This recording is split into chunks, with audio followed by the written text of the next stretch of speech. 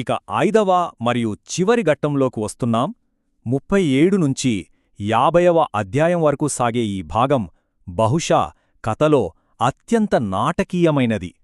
యాకోబుకు తన 12 మంది కొడుకుల్లో అత్యంత ఇష్టమైన యోసేపు చుట్టూ ఈ కథ తిరుగుతుంది. యోసేపు టైంలైన్ను ఒకసారి చూస్తే తండ్రికి ఇష్టమైనవాడు కావడంతో అన్నలకి అతనిమీద విపరీతమైన అసూయ కలుగుతుంది.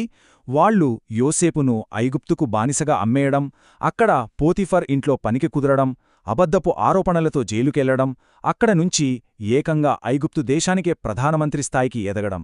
నిజంగా ఇదొక అద్భుతమైన ప్రయాణం. అసలు అతనలా ప్రధానమంత్రి కావడానికే ప్రధాన కారణమేంటంటే, దేవుని సహాయంతో ఐగుప్తు రాజైన ఫరోకు వచ్చిన కలలను యోసేపు వివరించగలగడమే.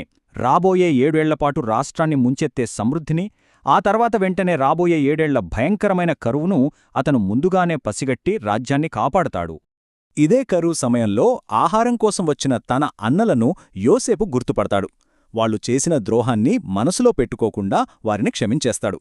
ఆ కరువు నుంచి ప్రాణాలు కాపాడుకోవడానికి యాకోబు తన మొత్తం కుటుంబంతో అంటే 70 మందితో కలిసి ఐగుప్తులోని గోషను ప్రాంతానికి వలస వచ్చేస్తాడు. ఆదాముతో మొదలైన ఈ కథ యోసేపు మరణంతో ముగుస్తుంది. చనిపోయే ముందు యోసేపు, దేవుడు ఖచ్చితంగా మిమ్మల్ని మళ్లీ వాగ్దాన దేశానికి తీసుకెళ్తాడు అని తన సోదరులకు ఒక భరోసా ఇస్తాడు. అయితే ఇక్కడ మనందర్నీ ఆలోచింపజేసే ఒక ప్రశ్న మిగిలిపోతుంది. కేవలం 70 మందిగా ఐగుప్తులో ప్రవాసులుగా ఆశ్రయం పొందిన ఒక చిన్న కుటుంబం భవిష్యత్తులో దేవుడు వాగ్దానం చేసిన ఆ గొప్ప జనాంగంగా ఎలా మారుతుంది? విదేశీ గడ్డపై ఈ పితామహులు నాటిన విత్తనాలు ఎలా ఎదుగుతాయో ఆలోచించండి. ఈనాటి మన విశ్లేషణ ఇక్కడితో ముగిద్దాం.